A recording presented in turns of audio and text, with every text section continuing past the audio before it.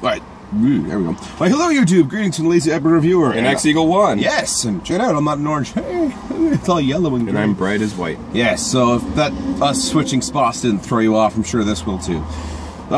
Today's episode was Megatron's Master Plan Part 2. And right off the bat, I'm going to redact my... Yeah, I know I said it. I'd do it yesterday. I'm redacting my 4 out of 5 from yesterday. It's a 5 out of 5, that little setup, because what a setup to a brilliant episode today. Just the whole thing, start to finish, is great. See, I thought it was a 4 out of 5, because I've seen a lot of two-parters up to now where it's like, it starts up pretty good, and then it's a huge letdown, or it starts up, and then it gets good. So, yesterday's a 5 out of 5 for me. Just throwing that out there. So today's episode was, the Autobots are on their way to the sun, and Megatron have a parade called Decepticon Day, hosted by Sean Berger, and Starscream's like, why aren't we, like, you know, taking over the cities now? Why does this matter? This is all nothing. This is just for show. Megatron's like, shut up. I've got my reasons. Which, you know, he's enjoying it. Look at me. I'm so great. Oh, that was great. I loved that. And then the next scene, we see Soundwave and Ravage and Rumble and Laserbeak all in a Dancetron party thing. And they're all just tearing up the dance floor, and Rumble's having a great time just boogieing down. Not literally tearing it up. Like, actually having a good time. Yeah.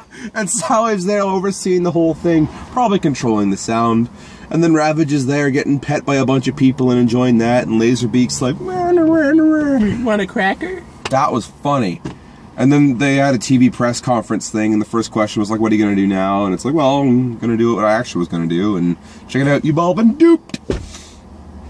And then we just go from there, where Megatron just conquers Earth. And Spike never gets to show the tape because he trips and... Oh, yeah, that's right. And there was a huge battle sequence where Ravage finally gets to the door, and then Ravage falls into some electricity, and then Ravage gets a thing. Ravage got beat up by a human, and that's kind of embarrassing for him, isn't it? Oh. Really sad. But there was some cool fight sequences up until that point. And then we get to the part where, like, Spike and Chip and Sparkplug are all working in the generator room with Soundwave as, like, the security guard or whatever. Wow, what a great scene. I didn't laugh, like, at it because that was funny. I laughed with, like, such giddiness because you got to see Soundwave just say, no talking, work! And the way he said it was amazing. And, like, there's a few times where they would talk and either just a shot just fire past his face, work! I love that. I think improve efficiency or termination. I think this is my favorite part of the entire episode because it was just so Soundwave, and he was so commanding, and it was incredible. Hardly any jazz. Yeah, it's fine. Whatever. So when we go to the Autobots, we find out the Autobots' ship has exploded, and Megatron thinks he's won.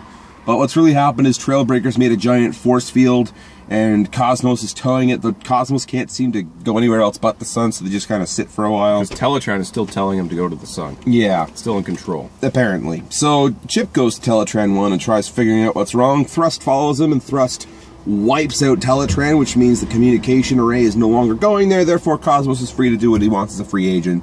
So they head back to Earth. Awesome. From there, they're back at the plant, and they're all working again. The Autobots show up, and Megatron's like, it's not possible. How is that to be?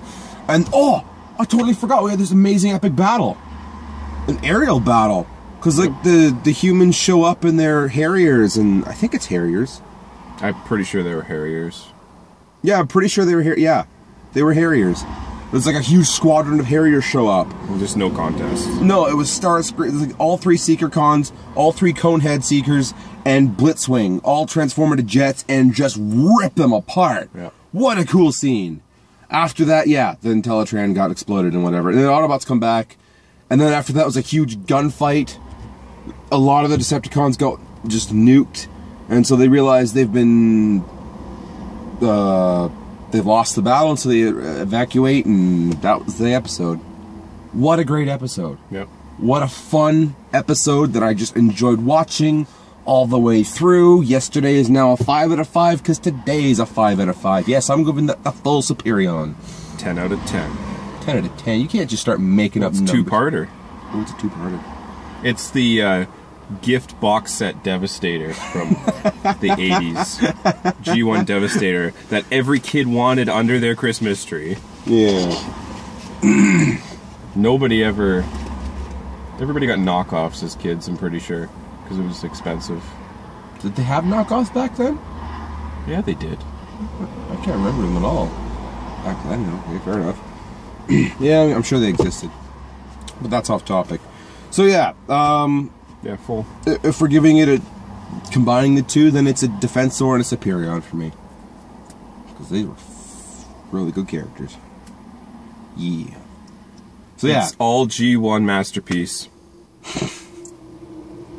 This was a really great episode. Like, hands down. If I had to rank them top 5 and like the part 1 and part 2 made it at one thing, this would make the top 5. So far, this has been the best episode, in my opinion. yeah. See, I'm trying to think, is it better than Attack of the Autobots? Because I really enjoyed that one. I think it is. It might be. I think it is. But The fact that they left you with such a cliffhanger on the first part.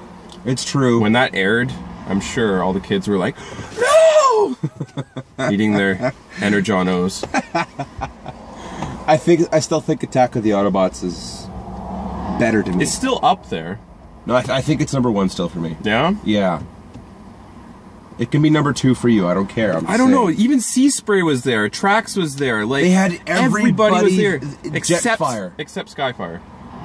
Yeah, Skyfire. It's not Jetfire yet. I'm sorry. It's not Jetfire yet. I grew up with the stupid movies. Yeah, I figured He grew up with the movies. I grew up with the movies. Grew up as in I watched it when I was 18. I wasn't even born until 1990. Yeah. It was Beast Wars. Anyways, that's been quite a long review, and the lunch is over, and I think suffice to say, we loved this episode. Yep. Both parts. They were great. I loved Soundwave as the whole get-to-work kind of guy, because that was awesome to watch. Do we have any questions? Not yet. I'm going to answer them next episode. Okay. Yeah. We're working on it. Yeah. Thought we'd get some, and then we just write them down. I haven't written them down yet. I've actually got 2 jobs now, so yeah, I'm a bit busy. So yeah, we'll see you again tomorrow, since this is uploading Tuesday. Okay, so see you. See you guys.